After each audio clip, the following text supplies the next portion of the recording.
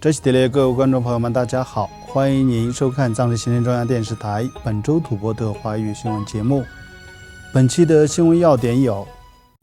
达赖喇嘛尊者出席多康46杠和喜马拉雅佛教团体举办的长寿法会；司政边巴次仁出席藏人行政中央举办的多场会议；扎西德勒宣誓就任吐蕃特人民议会新任欧洲区议员；美国国务院要求中国立即释放第11世班禅喇嘛；驻日内瓦代表支类区集会见台湾外交部长林佳龙；提克塞荣波切向丹增达拉颁授提克塞勋章。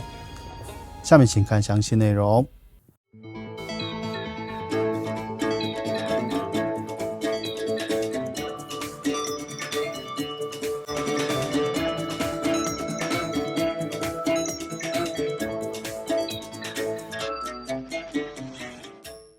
吐蕃特精神领袖第14世达赖喇嘛尊者于本周三5月20号在印度北部达仁萨拉的大乘法院出席了多康46杠总会和喜马拉雅佛教文化协会共同举办的长寿法会。当天上午，达赖喇嘛尊者从驻西寝宫前往大乘法院，沿途受到法会主办方的代表以及数千名身着传统服饰的民众夹道欢迎。尊者则面带笑容，不断向大众挥手致意。此次长寿法会由格鲁派高僧第13世功德林达萨荣波切主法，并有来自格鲁、尼玛、萨迦、噶举及苯教等各教派的高僧出席。法会期间，多康46杠总会与喜马拉雅佛教文化协会分别向尊者进献名为三不库主莲花光辉纪念讲座以及银质法络奖章及菩提叶，以表达对尊者长期弘扬佛法、守护吐蕃特文化与推动世界和平的感恩与敬意。法会最后在诵经与吉祥祈愿声中圆满结束。尊者随后返回寝宫，并沿途继续向民众亲切致意，包括吐蕃特人民议会议长堪布索南丹培、最高法院首席大法官伊西汪姆、司政边巴次仁、外交与新闻部部长诺增卓玛、安全部长加日卓玛等官员，以及来自各方的5000多名僧俗信众参加了当天的长寿法会。此外，藏人行政中央司政边巴次仁于本周四5月21号出席了达赖喇嘛尊者的愿景以努力为题的藏传佛教女性赋权会议闭幕式，以及2026年青年赋权支持计划利益相关者会议开幕式。藏传佛教女性赋权会议由宗教与文化部与达赖喇嘛基金会共同主办，会议汇集了来自不同寺院体系的革新玛以及社区女性成员，共同探讨并思考如何推进达赖喇嘛尊者在富裕藏人社会，特别是僧团女性全能方面的远见领导与倡议。而2026年青年赋权支持计划利益相关者会议由藏人行政中央内政部主办，20多名致力于培训与赋权藏人青年的相关团体参加了会议。此外，司政边巴次仁还以藏人行政中央宗教与文化部现任部长的身份，于上周四5月14号应邀出席了达仁萨拉格尔登寺杰巴藏桑高级佛学院毕业典礼。另外，吐蕃特人民议会议长堪布索南丹培依据流亡藏人宪章规定，为来自欧洲的扎西德勒主持宣誓就职仪式，正式接替前任图登旺钦担任第17届吐蕃特人民议会欧洲及非洲区议员。此前，原议员图登旺钦已于上周一5月11号被藏人行政中央噶夏任命为驻拉丁美洲代表，因此依照流亡藏人宪章相关规定，由藏人行政中央选举委员会候补名单中得票最高者递补。宣誓仪式于当天上午10时在议会大厅举行，由议长、副议长及常务委员会成员共同见证。仪式包括向达赖喇嘛尊者法像敬献哈达、宣读誓词等传统仪程。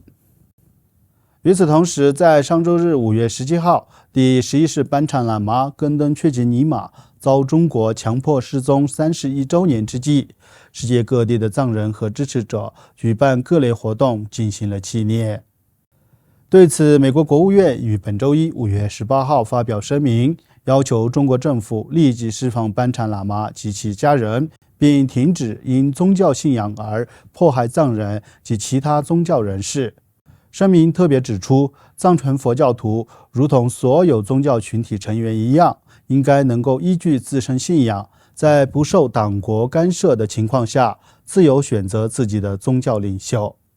而藏人行政中央外交与新闻部自5月17号起为期2天，在印度北部达仁萨拉的大乘法院广场圆满举办了为期2天的绘画比赛及展览，以及儿童互动学习活动。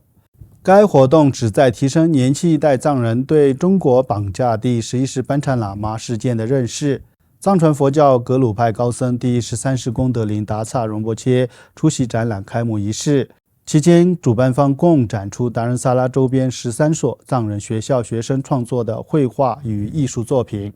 而在图波特博物馆举行的互动学习活动，则吸引了40多名儿童参与。